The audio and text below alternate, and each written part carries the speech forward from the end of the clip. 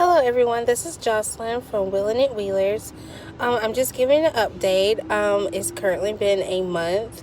It was a month, August 3rd, and since I've had baby Claire. Here she is. We're currently in the car in the AC. We decided to come out to the park.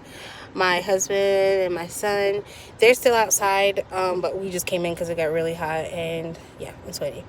But anyway, it's been about a month postpartum. And I know in my last video I did say I would give an update. I did talk a little bit about surgery and everything after it was like a week, I think, since we had gotten home. So anyway, I just want to talk about the healing process from the cesarean.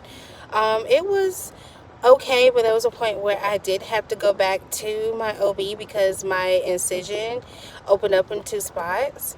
And the reason how I knew, because I really couldn't see it underneath where they did the cesarean. My husband's been changing the strips and the abdominal pads and stuff for me because I really can't see down there.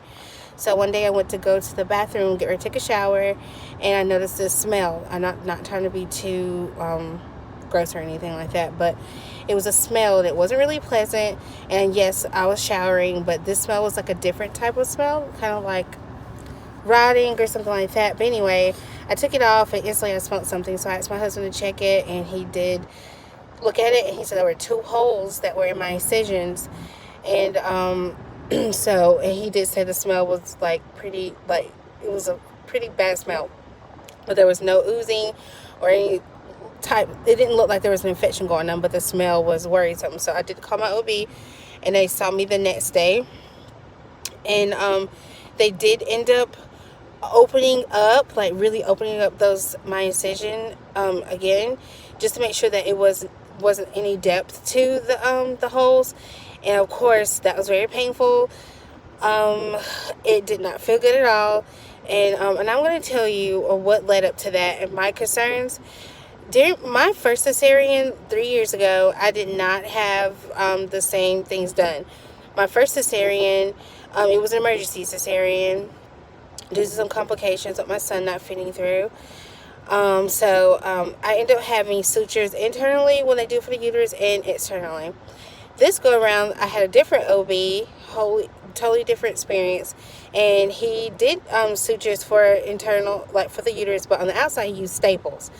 I was very upset about that because I did not want to get staples, but he did say due to my size at that time and my risk factors, because I do have some pre-existing conditions prior to this second pregnancy.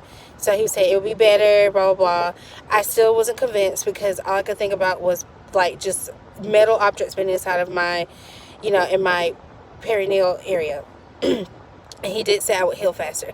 Okay, fast forward to after the surgery. During the surgery, he did use staples.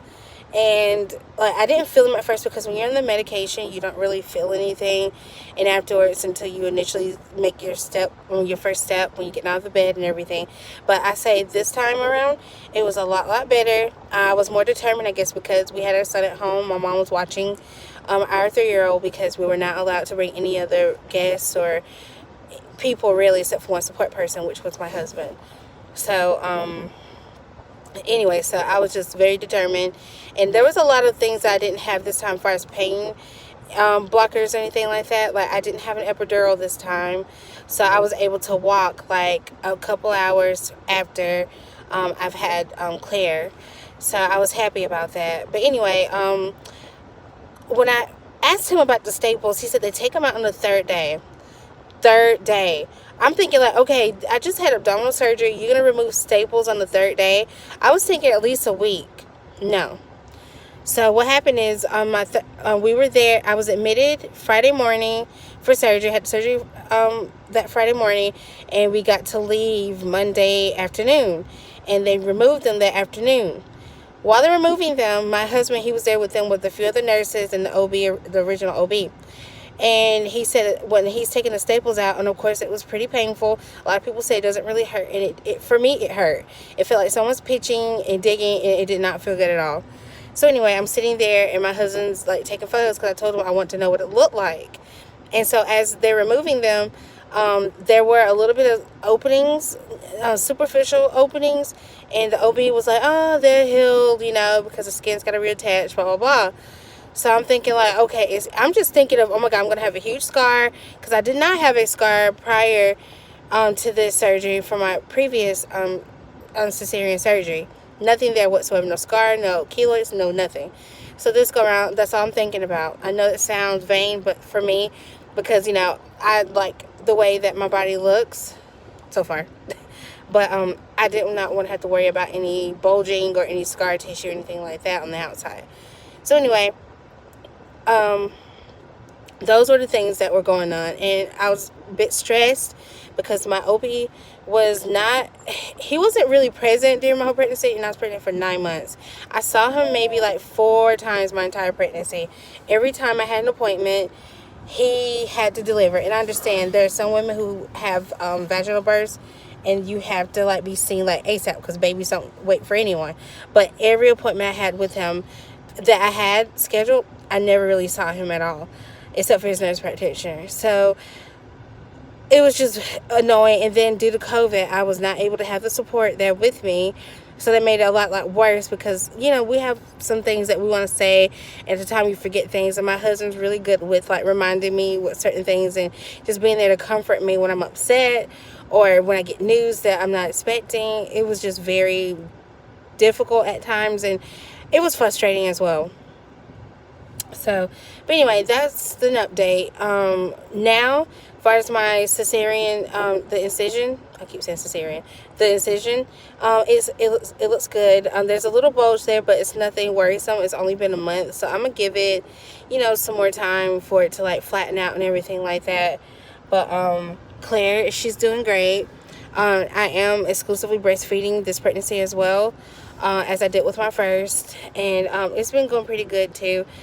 She actually have her 1 month appointment this coming Monday, and I'm just really curious in how much weight she's gained, because at birth she was 9 pounds 7 ounces, and about, I say, 4 days later when they had that first additional checkup with their pediatrician, she weighed 8 pounds and some ounces. So she lost a pound and some ounces, and so I'm just curious to see how much she's done gained now.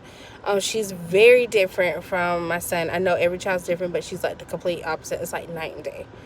But we're enjoying everything as much as we can due to the pandemic. But I just want to share, everything with you guys. I didn't mean to be this late, but it's been hectic because we just had moved into our new apartment. And then on top of pregnancy, trying to get everything ready for the baby and get the homes, make it like home, getting settled in. But anyway, I'm doing the update now. Sorry. There's like random traffic coming through. But anyway, let me show you what it looks like. I could kind of show you guys what.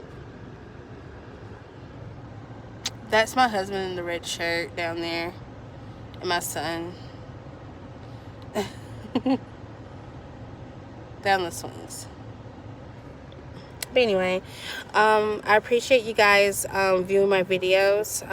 Like I said, I'm just trying to do a vlog how it was during my pregnancy and postpartum, and everything. And I also want another thing. Sorry for rambling. Actually, as far as like my postpartum, as far as like mental state, I haven't so far had any. Well, I did at the beginning, the first couple weeks. I was feeling like I was very emotional, crying, things like that, which my primary doctor did say it was normal because your hormones got to bounce back out, this and that. So at the moment, it does feel like a dark cloud's over you, and it seems like it's never going to go away. That's the honest feeling. I just felt like I was stuck, and I just was like all over the place as far as my emotions, and I was just didn't want to be by myself.